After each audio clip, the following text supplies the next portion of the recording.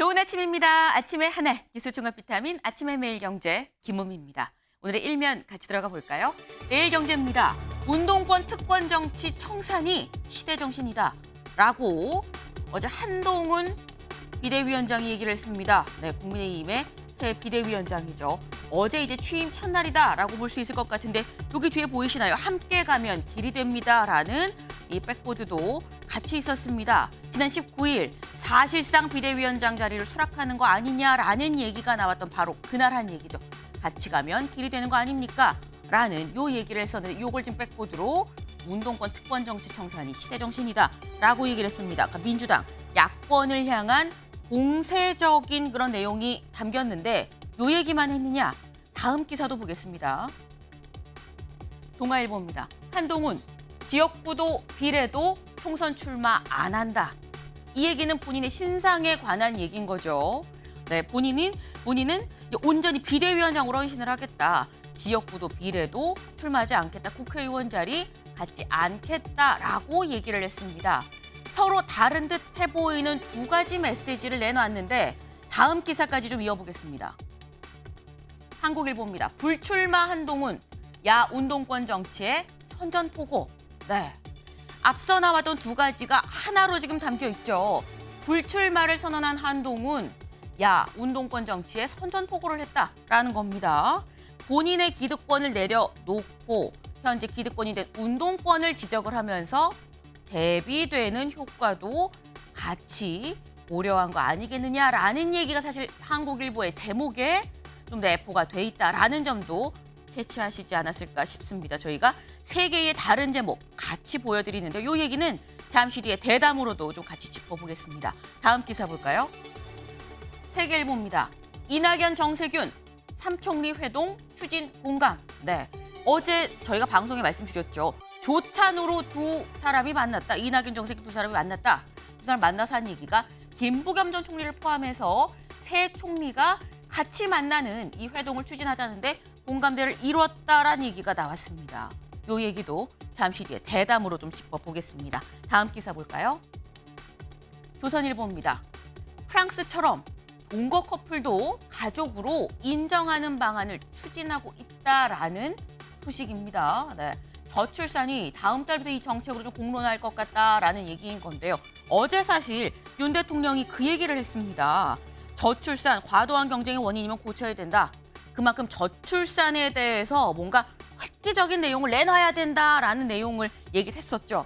관련해서 이런 방안, 동거 커플도 가족으로 인정한다라는 게 지금 프랑스인데 이게 뭐냐? 등록가족제입니다. 등록가족제. 네. 결혼을 하지 않은 상태에서 혼인신고를 하지 않아도 동거만 한다고 해도 가족으로 뭐 세법적인 혜택이나 복지 혜택을 그대로 똑같이 준다는 건데 이걸 좀 보겠습니다. 등록 동거혼, 혼인하지 않은 남녀가 시청에 동거 신고만 하면 국가가 기존 혼인 가족에 준하는 세금, 복지 혜택 등을 제공하는 제도다. 기존 결혼에 비해서 합치고 헤어지는 게 좀 쉽다라는 얘기입니다. 이런 것도 지금 저출산 국면에서 고려가 되고 있다라는 소식 전해드립니다. 다음 기사 볼까요?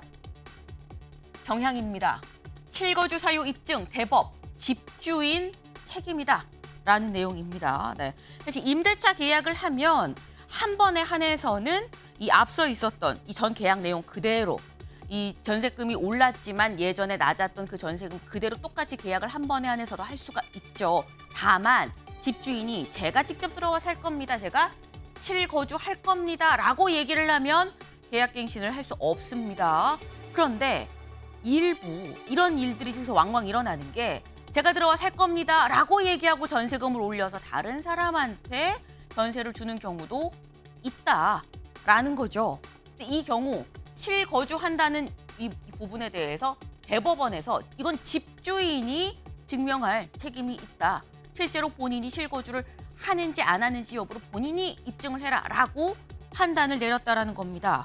실거주 입증 기준이 임차인의 권한을 좀 더 폭넓게 해석하는 그런 쪽으로 나왔다라는 게 이 기사의 핵심이 아닐까 싶습니다. 다음 사진 기사 볼까요? 네, 뿌였습니다. 이게 흑백이 아니고요. 네, 실제 컬러 사진인데도 불구하고 이렇게 뿌였습니다. 이게 어디냐? 남산에서 바라본 서울 도심의 모습인데 뿌연 이유 미세먼지 때문인 거겠죠. 네. 요즘 날이 좀 풀렸습니다. 그렇게 막 영하 체감 20도다라고 얘기를 하던 게 엊그제 같은데 어제는 좀 따뜻했어요. 그제도 따뜻했고 따뜻하다 보니까 동장군이 물러가고 고농도 미세먼지가 그 빈자리를 채웠다라는 겁니다. 네. 마스크 잘 준비를 하셔야 될 것 같아요. 내일까지도 이 고농도 미세먼지가 계속된다고 하네요. 아침의 매일 경제 뉴스 종합 비타민. 네. 언제나처럼 TV로 보시다가요. 궁금한 점 유튜브 댓글로 남겨주시면 같이 좀 얘기를 해보겠습니다. 함께해 주실 분들 소개합니다. 안녕하세요.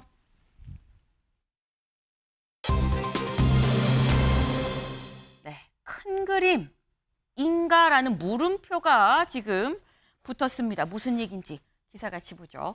한동훈 취임 첫날 총선 불출마 선언. 아까 저희가 일면 소개하면서 잠깐 나왔었죠. 어제 한동훈 비대위원장 취임 첫날에 총선 불출마하겠습니다. 라고 얘기를 했습니다. 요 얘기 직접 들어보고 오시죠. 저는 지역구에 출마하지 않겠습니다. 비례로도 출마하지 않겠습니다. 오직 동료 시민과 이 나라의 미래만 생각하면서 승리를 위해서 용기 있게 헌신하겠습니다. 저는 승리를 위해서 뭐든 다 하겠지만 제가 그 승리의 과실을 가져가지는 않겠습니다. 저는 여기 계신 누구보다도 더 열심히 뛸 겁니다. 네, 장동혁 의원님. 네, 한동훈 비대위원장 불출마 선언 예상하셨습니까? 예상까지는 못했습니다. 네. 사실 모두가 나올 거라고 생각했는데 뜻밖의 불출마 선언이었거든요. 어떻게 보십니까? 국민들에게는 변화와 쇄신의 메시지를 던졌다고 생각합니다. 그리고 우리 당에 대해서는 네. 각자의 자리에서 이번 총선 승리를 위해서 어떤 희생을 할 수 있는지 고민해 보자는 메시지를 던졌다고 생각하고요. 지금 이재명 대표는 권력의 일도 내려놓지 않겠다고 하고 있는 마당에 비대위원장이 먼저 불출마를 선언해서 희생하는 모습을 보여주고 그러면서 민주당과는 대립적인 그 구도를 만들어내면서 민주당에게도 어떤 메시지를 던졌다고 생각합니다.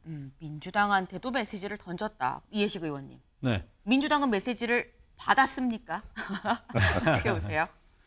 네, 저도 불출마까지는 전혀 예상을 못했는데, 뭐 가만히 생각해 보면 지금 국민의힘이 비대위로 전환을 한 것이고, 네. 이런 어떤 과감한 인적 청산, 인적 쇄신 이런 것을 이제 눈앞에 두고 있지 않습니까? 네. 이제 그런 차원에서 비대위원장이 불출마 선언을 한다라고 하면 이제 그것을 상당히 강렬하게 예고한 것이다. 이런 평가를 일단 할 수 있을 것 같습니다. 그런데 사실은 한동훈 비대위원장이 힘을 가지려면 한동훈 비대위원장이 하나의 그 차기 권력이어야 되는 거거든요. 네. 그리고 지금 국정 실패 때문에 국민의힘이 이까지 온 건데 윤석열 정권과 일정 정도 차별화할 수 있는 차별화까지는 아니다 하더라도 적어도 대등한 관계, 수평적인 당정 관계를 형성해 갈 수 있는 그런 가능성이 있어야 되는데 제가 볼 때는 그 가능성이 없어진 것 아닌가. 결국은 차기 권력으로서의 어떤 가능성을 포기한 것이다. 이것은 스스로 포기한 것인지 아니면 타에 의해서 포기당한 것인지는 몰라도 그런 의미가 오히려 더 중요하다. 저는 그렇게 생각합니다. 네. 지금 총선 불출마가 아니라 윤 대통령과의 차별화를 해야 되는 것 아니겠느냐라는 그런 말씀을 해주신 것 같아요. 네. 그런데 사실 한동훈 비대위원장이 어제 불출마 지금 두 분 다 예상을 못했다라고 말씀하셨어요. 사실 그럴 법한 게 김병민 최고위원님. 예. 당 차원에서는 이른바 한동훈 활용법이라고 해서 거짓말 살짝 보태면 5만 가지 방안을 정말 생각을 하고 있었거든요. 근데 불출마를 선언했습니다. 이게 당이랑 교감이 있었던 겁니까? 비상대책위원장이라는 자리에 취임하면서부터 네. 한동훈 위원장의 총선 출마에 관한 과거의 생각과 판이 완전히 바뀌게 됐겠죠. 생각해보면 왜 비상대책위원회를 출범했을까를 다시금 거꾸로 시기를 돌리면 인요한 혁신위의 시기로 돌아갑니다. 인요한 혁신위원장이 던졌던 기득권에 대한 포기, 네. 나에 대한 희생을 바탕으로 총선 승리를 이끌 수 있다는 게 국민적 환호를 받았는데 여기에 지난 지도부 체제가 그 내용들을 제대로 응답하지 않았고 결국은 지역구 출마를 끝끝내 내려놓지 못한 채 당 대표직을 물러나게 된 거죠. 근데 지도부가 먼저 나서서 험지에 출마하던 불출마를 통해서 내가 갖고 있는 모든 걸 내려놓을 때 네. 나머지 있는 전체 선거판에서 무언가 희생을 담보로 한 전체 승리 공식으로 나아갈 수 있는 거거든요. 내가 내 것을 통해서 따뜻한 곳을 지키겠다고 선언하면서 어떻게 다른 사람들에게 새로운 희생을 강요할 수 있겠습니까? 어제 한동훈 위원장이 얘기했던 총선에 대한 불출마 선언을 통해서 아마 지난 인요한 위원장이 얘기했던 혁신과 쇄신의 수레바퀴가 훨씬 더 빠르고 강하게 굴러갈 가능성이 크다고 생각합니다. 인류한 혁신위에서 시작된 기득권 내려놓기의 연장선이다라고 또 말씀을 하셨어요. 이상식 실장님. 예. 근데 이게 뭐 희생이라고 한동훈 장관의 이제 불출마 선언이 희생이라고 말하는데 저는 그 반대로 책임 회피 아닌가 싶습니다. 지금 한동훈 장관이 뒤에 보면 처치를 인용해가지고 뭐 땅에서도 싸우고 바다에서도 육지에서도 싸운다고 했는데 처칠이 처한 그때 1940년도에 영국의 절박한 상황 이걸 이제 타개하기 위해서 전 국민한테 호소한 것 아니겠습니까? 만약에 그렇다면 한동훈 비대위원장도 네. 험지에 출마하셔야죠. 아니면은 비례대표 순위로 저 뒷순번을 받아가지고 결연한 의지로 싸워야 되는데 오히려 나오는 게 책임을 지는 거다. 예, 그렇습니다. 나와서 싸워야지 그게 책임을 지는 것이지 네. 뒷전에 앉아가 자기는 지휘하는 것. 저게 만약에 총선에서 실패하더라도 자기는 직접적인 책임을 지지 않겠다 하는 그런 책임 회피용 또는 더 나아가면은 압박용이죠. 자당 내에 이제 뭐 친윤들이나 아니면 영남 중진들에 대해서 내가 이렇게 희생하는 듯한 모습을 보이면서 불출마할 테니까 당신들도 불출마하거나 험지 출마해라 하는 이런 책임 회피와 압박의 양자 겸용이다. 저는 이렇게 보고 있습니다. 책임 회피용이다라고 말씀을 하셨어요. 뭐 민주당에서는 그렇게 해석하려고 하실 수도 있을 것 같긴 합니다. 네. 우리의 결단과 희생을 애써 평가절하하고 싶은 마음은 있으실 거라고 생각하는데 분명한 희생이라고 생각합니다. 그리고 저는 차기 권력에 대한 포기다 이렇게 해석하는 것도 맞지 않다고 생각합니다. 정치에 있어서 이기는 것은 당선되는 것이 이기는 것이 아니라 매 순간 국민들에게 유의미한 메시지를 던지면서 그 이미지를 계속 쌓아나가는 것이 가장 확실한 승리라고 생각합니다. 어쩌면 지금 비대위원장으로서의 역할을 다하고 최선을 다해서 총선을 승리하고 그 다음에 분명히 이야기했습니다. 동료 시민과 또 나라를 위해서 내가 무엇을 할 것인지 그동안 살면서 계속 고민해왔고 네. 앞으로도 그렇게 할 것이다. 그리고 이번 총선을 반드시 승리로 이끌겠다라고 한다면 결국은 희생을 함으로써 저는 더 큰 정치로서의 행보를 시작했다. 그리고 그것이 국민들에게 총선에 출마해서 당선이라는 것보다는 더 큰 메시지를 던졌다고 생각합니다.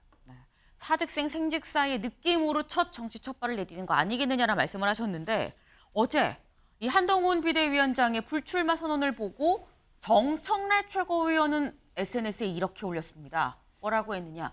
한동훈 강남, 영남 아니면 당선 가능성 없고 비례대표는 검사 공천에 차질을 빚을 것 같으니 고육지책으로 불출마를 선언한 것 아닙니까? 검사 공천용 자구책이다 라고 얘기를 했습니다. 김병민 최고위원님 어떻게 네. 보십니까? 정청래 최고위원의 시각에서 바라보고 논평을 한 것이겠죠. 본인이 있는 곳이 민주당의 텃밭인 지역이기 때문에 정청래 최고위원은 그런 텃밭을 떠나서 정말 어렵고 힘든 곳에 나가서 뛰는 것이 지도부로서의 자세 아니냐 이런 얘기들이 나올 수 있을 텐데 그런 희생을 하나도 안 보여주고 있는 것이죠. 이 정청래 의원만의 얘기가 아니라 민주당의 이재명 대표도 마찬가지로 민주당의 텃밭, 양지라고 하는 곳에서 뛰고 있을 뿐 전체 선거를 진두지휘하고 흔들기 위해서 불출마를 선언하고 희생하거나 아니면 정말 어려운 곳에 나가서 뛰겠다는 의지를 피력해야 되는데 그런 모습을 보이지 않습니다. 비난을 위한 비난만을 쏟아내고 있다고 생각하는데요. 한동훈 위원장이 비대위원장이 취임하지 않았더라면 아마 어렵고 힘든 지역에서 선거판을 흔드는 큰 역할을 했을지도 모르겠습니다. 근데 지금은 당의 비상한 상황에서 모든 선거를 진두지휘하는 위원장의 역할을 맡게 된다면 한쪽 지역에 국한해 있을 수 없는 상황이기 때문에 현실적인 판단은 비례대표를 가거나 네. 아니면 불출마하는 과정들이 있을 텐데요. 비례대표를 가는 것 또한 내가 갖고 있는 국회 권력의 기득권을 가져오겠다는 인식이 심어질 수 있는 것 아니겠습니까? 내가 가질 수 있는 모든 권력들을 다 내려놓고 뛰겠다는 것이고 네. 2012년도 박근혜 비대위 때는 박근혜 당시 비대위원장이 비례대표를 갔습니다. 2016년도 김종인 민주당의 비대위 때도 마찬가지로 비례대표로 그직을 가게 됐는데 이렇게 가져갈 수 있는 권리조차도 내려놓을 때 네. 나머지 사람들에 대한 울림 있는 메시지로 당을 이끌 수 있을 거다라고 하는 생각이 듭니다. 네. 지금 김병민 최고위원은 지금 정청래 의원이 이렇게 얘기하지만 본인은 양지에 있는 거 아니냐. 민주당은 양지에 있고 험지가지 않고 불출마 선언도 없는데 왜 한동훈 비대위원장한테 뭐라고 그러는 겁니까? 라고 얘기를 했어요. 이상식 실장님. 아니 전쟁을 치르는 장군이 장수가 전쟁터에 있어야 되지 않겠습니까? 그래야 전쟁을 지휘할 수 있고 한데 네. 지금 한동훈 장관은 후방에 안전한 지금 참모본부에 앉아서 야전을 지휘하고 있다. 저는 이렇게 생각을 하거든요. 또 거기다가 왜 저는 또 책임 회피라고 주장하냐면은 가장 민감한 그리고 가장 중대한 이슈인 저기 김건희 여사 특검법에 대해서 한동훈 위원장이 어제 일체의 언급을 안 하셨거든요. 그건 뭐냐면 윤재욱 대표가 원내의 사안이다. 자기가 알아서 하겠다. 이렇게 네. 이야기하면서 쉴드 보호막을 쳐주고 있다는 거죠. 그래서 벌써부터 한동훈이라는 여당의 어떤 보물이랄까 이런 자기들로 봤으면 보물이겠죠. 이런 존재를 지금 보호하기 위한 여러 가지 지금 수단들이 강구되고 있는 것이다. 그래서 저는 전장에 직접 자기가 참전하지 않고 네. 뒤에서 저렇게 하는 것은 좀 책임 회피에 지나지 않는다. 저는 이렇게 보고 있습니다. 네. 사실 이건 정청래 생각이라고 볼 수 있는 건데 이해식 생각, 네. 이해식 의원님 어떻게 생각하십니까? 네, 우리 김병민 최고위원님께서 마포을에 대해서 그게 텃밭이라고 얘기를 했는데 사실은 마포을도 이렇게 만만치 않은 선거구죠. 험지라고도 할 수 있죠. 마용성 지역이니까요. 네. 그리고 최근까지만 해도 지방선거 직후에는 사실상 폐색이 짙었던 그런 곳입니다. 좀 옳지 않은 것 같고요. 그리고 중진에 대해서 말씀을 하셨는데 지금 뭐 정청래 의원도 중진이죠.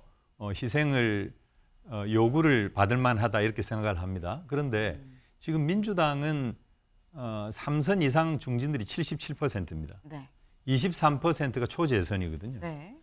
그러니까 아니죠. 제가 거꾸로 잘못 얘기했습니다. 초선이 77. 예, 초재선이 77%고 3선 이상 중진이 23%입니다. 네네.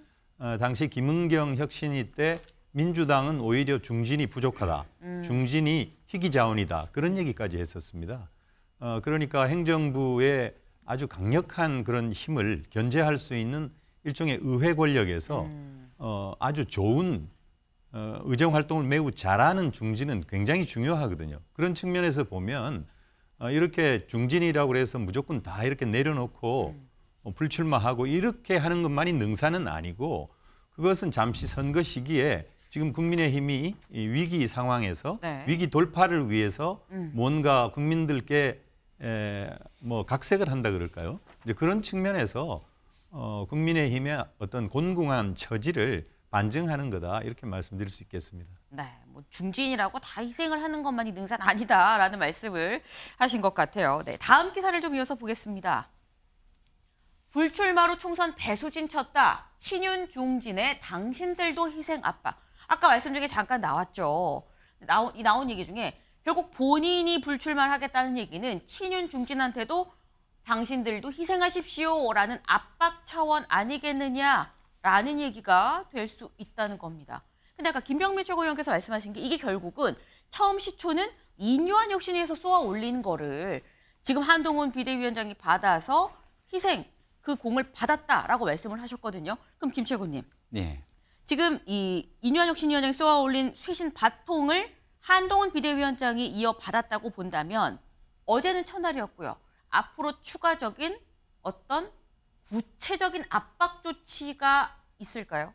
한동훈 장관의 압박 조치보다도 국민적 여론의 압박들이 거세지겠죠. 여론이 압박이다. 민주당 입장에서야 본인들이 내려놓고 있는 게 없기 때문에 한동훈 위원장이 하고 있는 일들을 애써 평가절하하려고 하겠습니다만 매 총선이 다가올 때면 얼만큼 내가 갖고 있는 기득권을 내려놓고 혁신하는지에 대한 혁신 경쟁이 최종적인 성패를 좌우합니다. 네. 이것은 우리 내부에서 국민의힘 스스로가 갖고 있는 기득권을 어떻게 내려놓을 수 있는 리더십을 가져가는지의 문제인데 네. 지난날 인요한 위원장과 김기현 지도부가 갈등과 마찰을 빚으면서 국민께 신뢰를 얻어내지는 못했거든요.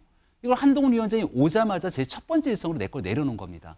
아마 지난날 장제원 의원이 본인 스스로가 갖고 있었던 의회 권력을 무소속 나가도 당선될 수 있을 정도의 관리가 돼 있습니다만 내려놓은 거잖아요.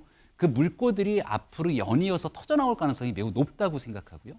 한동훈 위원장이 또 비대위원회 쭉 꾸릴 것 아니겠습니까? 여기 있는 이른바 지도부에 있는 사람들이 네. 따뜻한 자리에서 내 거를 챙기겠다가 아니라 어렵고 힘든 지역에서 뛰거나 아니면 불출마하는 사람들을 전체가 다 같이 포진해 있다면 그런 일들이 국민들께 새로운 감동을 줄 수도 있겠죠. 네. 하나의 분위기, 하나의 문화가 형성되게 되면 국민적 여론은 이를 뒷받침하게 될 거고 이를 역행하거나 퇴행하는 모습으로 다른 길을 걷게 된다면 아마 본인 스스로도 그런 일들이 여론의 압박 속에서 하나둘씩 이런 희생을 담보로 자기 거 내려놓는 일들은 계속 이어질 수밖에 없을 거라고 봅니다. 국민 여론이 곧 압박이고 그런 여론을 한동훈 비대위원장이 출선에서 보였기 때문에 계속 분위기 흐름으로 만들어가지 않겠느냐라는 말씀을 하셨는데 관련해서 만평이 하나 있었습니다. 만평 같이 볼까요? 네. 지역구 비례대표 X를 지금 치고 있죠. 한동훈 비대위원장 지금 지역구도 안 나가고 비례대표도 안 하겠습니다라고 얘기를 하고 있습니다. 불출마, 오직 동료 시민과 미래를 위해 헌신하겠습니다라고 얘기를 하는데 요 밑에를 좀 볼까요? 네, X를 친 이 칠판 위쪽엔 대선이라는 큰 글씨가 있습니다. 제목이 큰 그림이죠. 네, 한동훈 비대위원장 승리. 그러다 보면 점점점 대선. 네. 이 얘기인즉슨 결국 대선을 바라보고 불출마 얘기를 한 거 아니겠느냐라는 얘기인 것 같아요. 근데 장동혁 의원님, 네. 정진석 비대위원장 때 그런 얘기를 했었습니다. 비대위원장의 역할은 다음 차기 지도부가 잘 출범하는 게 비대위의 역할입니다라고 얘기를 했었어요. 근데 지금 한동훈 비대위원장은 그럼 전당대회를 통한 당대표란 큰 그림을 그리고 있는 것이냐. 총선에 승리하고 전당대회도 해야 되는 건데 그런다고 하면 사실 공백이 있거든요. 국회 총선에 나가지 않는다고 한다면. 그렇다고 하면 차기 당대표까지도 생각을 하는 거 아니겠느냐라는 얘기도 나올 수 있습니다. 자리를 놓고 한동훈 비대위원장이 차기로 어떤 계획을 가지고 있느냐라고 저한테 물으시면 저는 잘 모르겠습니다. 그러나 아까도 말씀드렸지만 정치를 하면서 권력, 힘을 쫓지 않고 민심을 쫓다 보면 그 다음 자리나 아니면 국민들에게 저절로 마음을 얻고 그 다음 자리가 오는 것이지 뭐 어떤 자리를 염두에 두고 어떤 행동을 하게 된다면 저는 그것은 뭐 국민들로부터 멀어질 수밖에 없다. 지금 어쨌든 한동훈 장관이 결심한 것은 국민의힘의 총선 승리를 위해서 힘을 내려놓았다. 따라서 민심은 따라오게 될 것이고 그 민심이 따라가는 방향에 따라서 한동훈 장관이 취해야 될, 가야 될 자리는 따라오게 될 것이라고 생각합니다. 그러니까 지금 다음을 생각하고 몸을 움직일 여지가 없다. 지금 거에 충실하면 다음 길이 열린다. 뭐 이런 말씀을 하신 것 같아요. 네. 이해식 의원님. 한동훈 비대위원장이 비대위원장으로서 성공을 하려면 결국은 총선에서 일정 정도 성과를 거둬야 될 겁니다. 그렇죠. 그게 가장 중요하죠. 그러면 총선에서 성과를 거두려면 지난 실패를 잘 복귀할 필요가 있죠. 강서구청장 보궐선거에서 왜 국민의힘이 패했는가? 그것은 윤석열 대통령이 지나치게 개입해서 그렇지 않습니까? 후보도 선정하고 후보를 사면 복권까지 시켜가지고 후보를 냈단 말이에요. 그때 당시 김기현 대표는 부정적으로 생각했고 당하고는 완전히 동떨어진 결정을 윤석열 대통령이 독단적으로 내린 거죠. 그 결과 선거에 참패를 했습니다.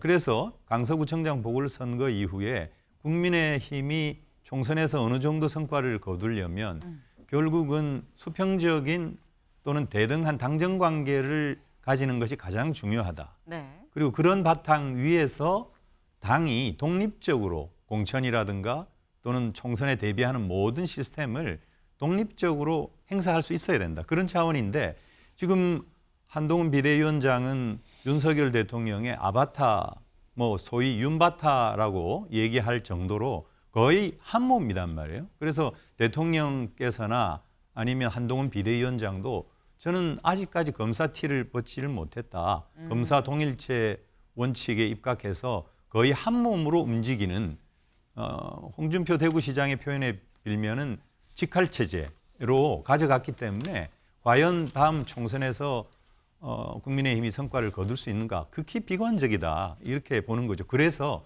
한동훈 비대위원장의 활로는 결국 윤 대통령과 어느 정도 거리를 둘 것인가, 그리고 또 어떻게 차별화할 것인가, 거기에 성패가 달려 있다 이렇게 생각합니다. 한동훈 비대위원장이 정말 대선이랑 큰 그림을 그린다면 비대위원장으로서 총선에 승리해야 되는데 총선에 승리하는 방법은 차별화다. 독립된 길을 걸어야 된다라는 조언을 이해식 의원님 주셨어요. 네. 지금 한동훈 비대위원장 어제 불출마 선언을 했다라고 저희가 말씀을 쭉 드렸는데 불출마 선언만 한 건 아니었죠. 다른 얘기도 했습니다. 다음 기사 볼까요? 한동훈 민주당 숙주로 수십 년 굴림, 운동권 특권 정치 청산. 네. 민주당 운동권에 대해서도 굉장히 강도 높은 비판 발언을 쏟아냈습니다. 그 얘기도 들어보고 오시죠.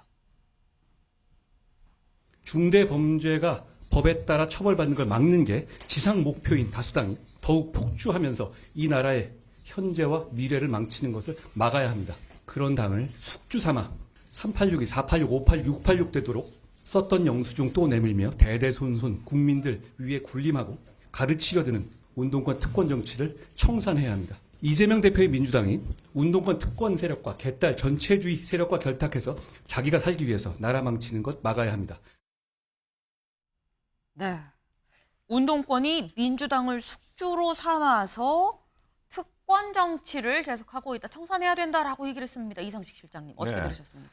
아니 비대위라는 것이 자기들이 잘못한 것이 있기 때문에 비상 상황이라서 비대위가 발생한 것이 아니겠습니까? 그러면 자기 진영에 대한 통일한 반성부터 선행돼야 되고 그렇다면 이제 지금의 수직적인 당청 관계에 대한 반성. 그래서 나는 윤 대통령하고도 조금 이렇게 대립각을 세워서 제 목소리를 내겠습니다라는가 이런 목소리가 나와야 되는데 지금은 상대편 진영을 공격하는 데만 지금 신경을 쓰고 있습니다. 지금 과거 운동권 비판하시는데 저는 한동훈 장관이 현직 장관이실 때 국회에 나가셔가지고 뭐 야당 대표의 범죄 사실이나 이런 데 대해서 조목조목 뭐 이런 모습이 마치 특수부 검사를 연상케 했다면은 어제 비대위원장으로 나오셔가지고 운동권 세력에 대해서 저런 뭐 여러 가지 국민들이 다 아는 사실을 또다시 상기시키면서 비판한다, 숙주라는 표현을 한다. 저는 마치 이번에는 특수부 검사가 아니고 공안부 검사가 되신 게 아닌가. 저는 그런 생각이 듭니다. 지금 국민의 그 여론에 의해서 네. 여당이 이제 비대위원장을 하면서 인적 혁신을 한다고 했는데 네. 그게 지금 아니고 김기현 대표, 장제원 같은 저런 분들 폭력적인 굉장히 거친 방법으로 몰아내신 게 바로 윤심 아니겠습니까? 그래서 그 윤심을 저는 떨쳐내고 민심을 바라보겠습니다는 이런 분명한 메시지를 내야 되는데 그런 긍정적인 메시지, 자기 반성의 메시지는 내시지 않고 지금 다른 당을 공격하면서 운동권 저렇게 과거로 회귀하는 듯한 부정적인 네거티브한 방식으로 취임 일성을 낸다. 저는 굉장히 한동훈 비대위 체제에 큰 그림자를 드리우는 것이다. 저는 이렇게 보고 있습니다. 네. 지금 이상 실장님 얘기랑 어떻게 보면 비슷한 흐름의 얘기를 박용진 의원이 어제 자신의 SNS에 글을 올렸습니다. 뭐라고 올렸느냐.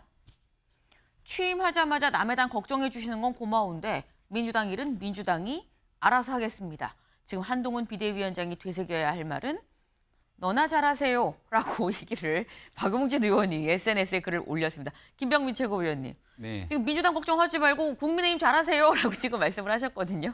남 걱정이라는 건 그 문제 인식에 동감을 한다는 얘기 아니겠습니까? 오늘 아침에 이원욱 민주당 의원이 라디오에 나와서 얘기를 하는 거 보니까 이런 메시지에 일단 기본적인 공감을 표하더라고요. 민주당의 문제에 대해서. 한동훈 위원장이 갖고 있는 문제 제기에 대해서 이건 사실이 아닙니다. 민주당은 그런 당이 아닙니다.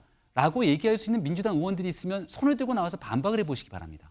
그런 내용들에 대한 반박이 안 되니까 한동훈 위원장이 국민의힘 혁신하라 그랬지 언제 민주당 공격하라 그랬냐 이런 방식의 얘기들을 하게 되는데요. 최선의 수비는 결국은 공격이다라고 하는 메시지가 있는 것처럼 민주당 입장에서 시종일관 검찰 프레임으로 윤석열 정부에 대한 심판으로 정치 공세를 몰아가고 있습니다. 이런 내용 속에서 민주당이 갖고 있는 문제 인식에 대해서 당연히 여권의 비대위원장으로 할 수 있는 메시지를 낸 거라고 생각하고요. 한동훈 위원장의 메시지가 여기에만 국한되게 된다면 문제가 있을 거라고 봅니다.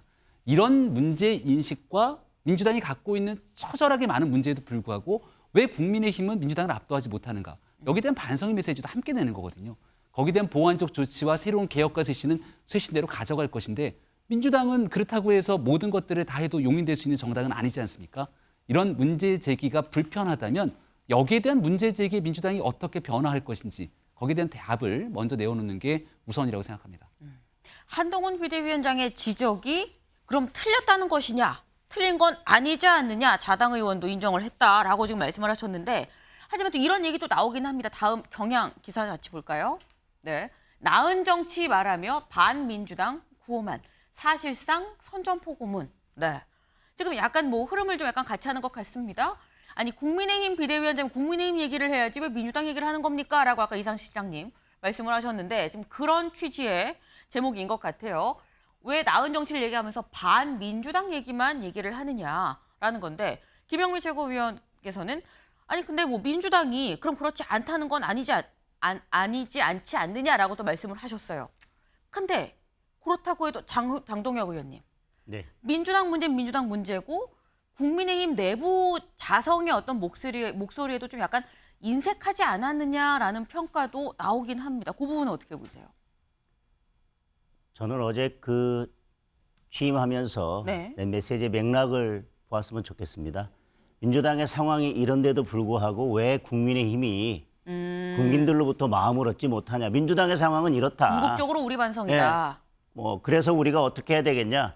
정부 여당은 이러이러한 정책을 가지고 야당이 하는 것은 약속에 불과하지만 우리가 이야기하는 것은 바로 실천이 될 수 있는 것이다. 정부 여당의 힘이란 건 그런 거 아니냐. 그래서 우리가 정부 여당으로서의 그런 장점들을 살려서 총선에서 반드시 승리하자. 네. 그리고 나부터 쇄신하겠다. 우리 한번 같이 가보자. 뭐 이런 맥락에서 나온 이야기이기 때문에 네. 그런 전체적인 맥락을 보아주셨으면 좋겠습니다. 민주당을 공격하자라는 게 아니고 민주당이 이런 상황에서도 우리가 사랑을 받지 못하는 건 국민적 민심을 얻지 못하는 건 우리가 반성해야 될 부분이라는 데 방점이 있지 않겠느냐라는 말씀을 하셨어요. 아까 얘기 중에 계속 중간에 나오던 얘기가 특히 이해식 의원이 반복해서 말씀을 하셨죠. 당정 관계 이게 제일 중요하다라고 말씀하셨는데